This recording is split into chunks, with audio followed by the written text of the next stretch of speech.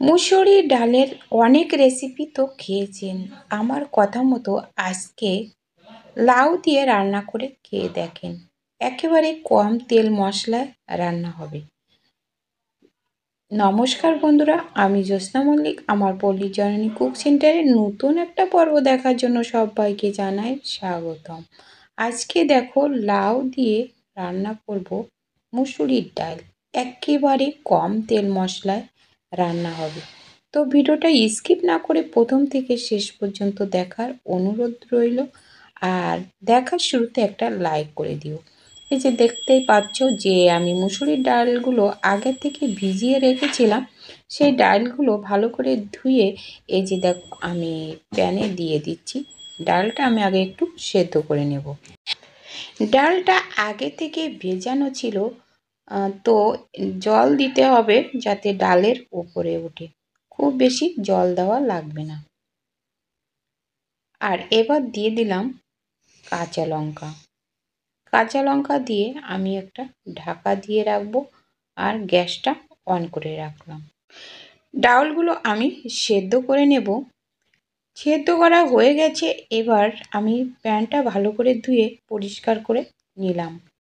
দিয়ে দিলাম সরিষার তেল অল্প একটু। আজকের এই রান্নাটা করব আমি সরিষার তেলে। তো পরিমাণ মতো তেল দিয়ে দিলাম। দিয়ে তেলটা একটু গরম করে নেব। এই তেলের ভিতরে দুটো শুকনো লঙ্কা একটু ছিঁড়ে দিলাম। তারপরে দিলাম দুটো তেজপাতা একটু ছিঁড়ে। এবার একটু নেড়ে চেড়ে এবার এর ভিতরে দিয়ে দেব গোটা জিরে। গোটা জিরে দিয়ে একটু নেড়ে চেড়ে দেব এবার আদা জিরে বাটা। আদা জিরে বাটা দিয়ে এবার একটু নেড়ে চেড়ে কষিয়ে নেব। তারপরে এর ভিতরে দিয়ে দিলাম 1 চামচ হলুদের গুঁড়ো আর 1 চামচ শুকনো লঙ্কার গুঁড়ো। যেহেতু আগে কাঁচা লঙ্কা দেওয়া আছে, তো পরিমাণ বুঝে শুকনো লঙ্কার গুঁড়োটা দিয়ে দিলাম। আর দিয়ে দিলাম স্বাদ মতো লবণ। লবণ দিয়ে একটু নেড়ে চেড়ে তো এবার সে লাউগুলো দিয়ে দিলাম। টুকরো করা লাউগুলো দিয়ে এবার একটু নেড়ে চেড়ে কষিয়ে নিতে হবে। তো একটু বেশ সময় কষিয়ে নিয়ে তো তারপরে ঢাকা দিয়ে রাখবো। লাউয়ে থাকে বিভিন্ন ভিটামিন ও খনিজে ভরপুর। লাউ দেহের পানি শূন্যতা দূর করে এবং দেহের তাপমাত্রা নিয়ন্ত্রণ রাখে, শরীরকে ঠান্ডা রাখে।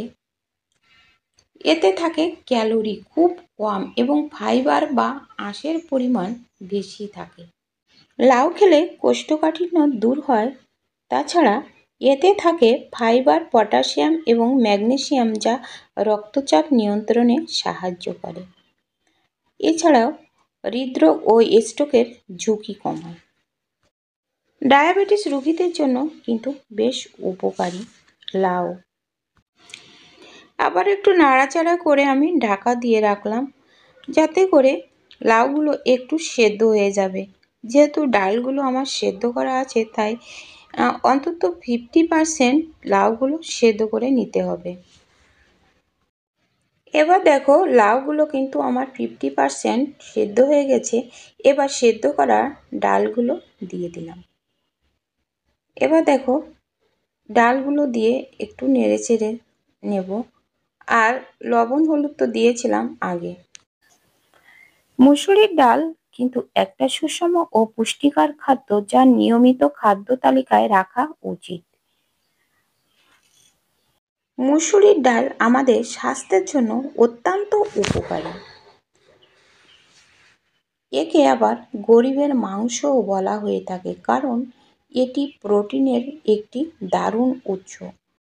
মুসুরির ডাল খেলে কিন্তু আমাদের খারাপ কোলেস্টেরল কমায় আর ভালো কোলেস্টেরলটা বাড়ায়। এতে থাকে ফাইবার, পটাশিয়াম এবং ম্যাগনেসিয়াম, যা উচ্চ রক্তচাপ নিয়ন্ত্রণে সাহায্য করে। তাছাড়া ডায়াবেটিস রোগীদের জন্য উপকারী। এবার দেখো আমি একটু পরিমাণ মতো জল দিয়ে দেব। যেহেতু ডাল আর লাউগুলো আমার সেদ্ধ করা আছে 50%-এর বেশিও সেদ্ধ করা, তো পরিমাণ মতো জল দিয়ে আমি ঢাকা দিয়ে রাখবো। এই যে দেখো 5 মিনিট ঢাকা দিয়ে রাখার পরে এই যে ঢাকনা খুলে নিয়েছি। তো দেখো এর ভিতর থেকে তেজপাতাগুলো খুঁটে আমি ফেলে দেবো, যেহেতু ফ্লেভারটা চলে এসেছে ডালের ভিতরে। তো আর একটু মিষ্টি দিয়েছি আমি, সেটা আর কি স্কিপ হয়ে গেছে, দেখাতে পারিনি। তো আমার আজকে ডাল রান্নাটা, লাউ ডাল রান্নাটা কিন্তু রেডি হয়ে গেছে। এবার আমি গ্যাসটা বন্ধ করে আমি কিন্তু নামিয়ে নেব। তো বন্ধুরা, আজকে রান্নাটা কেমন লেগেছে কমেন্ট করে জানাতে কিন্তু ভুলো না।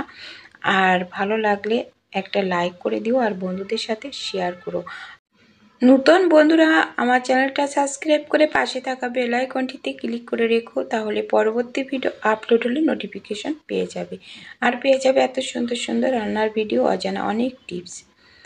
তো বন্ধুরা এই যে দেখো লাভিয়ে নিয়েছি। তো আর এই যে গরম ভাতের সাথে এবার খেতে হবে।